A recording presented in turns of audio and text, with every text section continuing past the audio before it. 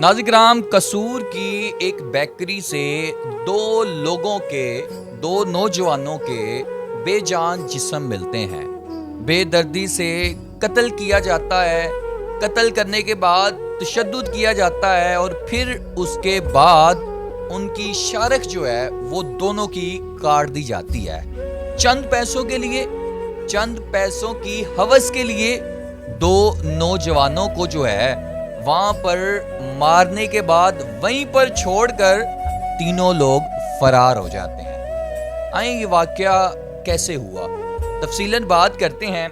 कसूर की एक बेकरी है जो कि एक कसूर के इलाके सराजदीन थाना बी डिवीज़न में पड़ती है और बेकरी के मालिक का नाम खलील है, जबकि जो दूसरा लड़का कत्ल हुआ है उसका नाम जो है वो शहजाद है।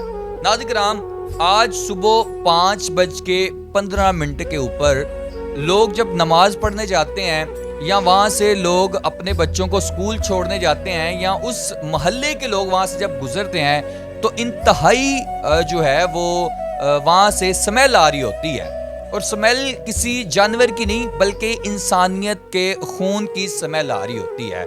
स्मेल इतनी ज़्यादा होती है और लोग परेशान हो जाते हैं कि आखिर ये बदबू कहाँ से आ रही है। लोगों का जो शक है वो बेकरी पर जाता है और बेकरी जो है 24 घंटे हो चुके होते हैं। लोग कहते हैं आज आखिर बेकरी क्यों नहीं खुली। आगे पीछे जो बेकरी है वो तकरीबन सुबह 5, 5:30, 5:15 जो है वो खुल जाती है, लेकिन इस बार जो है वो बेकरी क्यों नहीं खुली। नाज़रीन किराम, इस बेकरी का मालिक खलील जो कि इस बेकरी को चला रहा था, उसने 4 मुलाजिम भी अपने रखे हुए थे। एक इसके साथ बहुत मुखलिस मुलाजिम था जिसका नाम शहजाद है, उसको भी कत्ल कर दिया गया है। नाज़रीन किराम, इतनी स्मेल होती है कि जनाब पुलिस को कॉल कर दी जाती है। पुलिस मौके पर पहुंचती है तो यकीन माने पुलिस के मुताबिक उनका ये कहना है कि वाकई ही उस मोहल्ले में उस बेकरी के पास खड़ा होना बहुत मुश्किल था। लेकिन ताले तोड़े जाते हैं बेकरी के ताले तोड़े जाते हैं, शटर उठाया जाता है तो कहा जाता है कि मोहल्ले के कुछ लोग तो उस इतनी स्मेल से बेहोश हो गए और पुलिस वाले जैसे ही एंटर हुए उनके दिल फट गए और वो कहते हैं कि हम यहाँ पर खड़े नहीं हो सकते। नाज़रीन किराम, मास्क मंगवाए जाते हैं, मास्क पहने जाते हैं, लेकिन अभी भी यही शक होता है कि शायद कोई चीज़ मर गई है। लेकिन जैसे ही बेकरी के अंदर दाखिल होते हैं तो आपको पता है बेकरी का जो एरिया आता है उसके बाद जो पीछे एरिया है उस एरिया में जब जाया जाता है तो इंसानियत की स्मेल इतनी होती है कि पुलिस वाले भी वहाँ पर खड़े नहीं होते।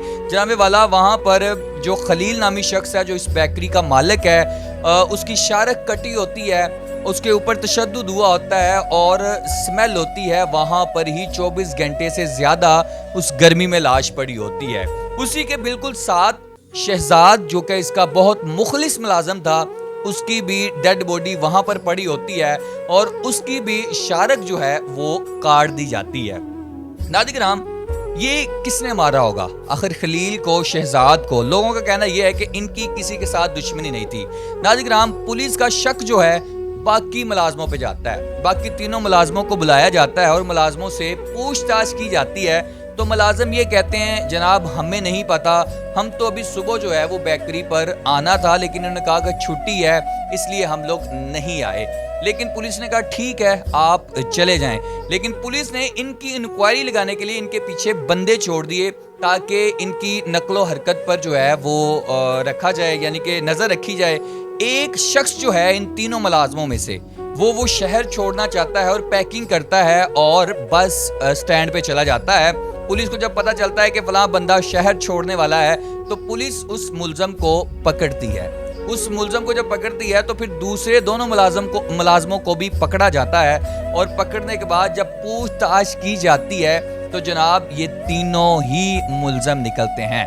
इन तीनों ने मिलकर खलील को मारा, उस बेकरी के मालिक को, फिर शहजाद को मारा। जब पूछा कि क्यों मारा, उन्होंने कहा जी हम लोगों ने प्लान बनाया था 1.5 लाख रुपए का, 50-50 हज़ार हम तीनों कर लेंगे और हमने यहाँ पर पिकनिक के लिए जाना था, यानी कि पिकनिक मनाने के लिए जाना था। तो इस 1.5 लाख में रुकावट जो पैदा कर रहा था वो बेकरी का मालिक कर रहा था। मालिक को हम लोगों ने जब टिकाने लगाया تو شہزاد جو اس کا مخلص جو ملازم ہے اس نے ہمیں دیکھ لیا. ہم نے صرف مالک کو مارنا تھا بیکری کے, ہم نے شہزاد کو نہیں مارنا تھا, لیکن شہزاد نے کہا میں شور کروں گا, میں پولیس کو بتاؤں گا, تو پھر ہمیں پولیس کے ڈر سے شہزاد کو بھی مارنا پڑا. ناظرین کرام, مارنے کے بعد, تشدد کرنے کے بعد ان کی شارخ جو کاٹی گئی ہے, وہ جو برفی کاٹنے کے لیے چھری ہوتی ہے اس کے ساتھ انہوں نے اس کی شارخ کاٹ دی, مالک کی بھی اور شہزاد کی, اور پھر وہاں پر چھوڑ کر خود باہر سے تالے لگا کر تینوں فرار ہو جاتے ہیں. ناظرین کرام, صرف پیسے کی ہوس کے لیے, صرف 1.5 لاکھ روپے کے لیے, 1.5 لاکھ روپے کی کیا اوقات ہے یار, کتنے دن کھا لیں گے یہ لوگ.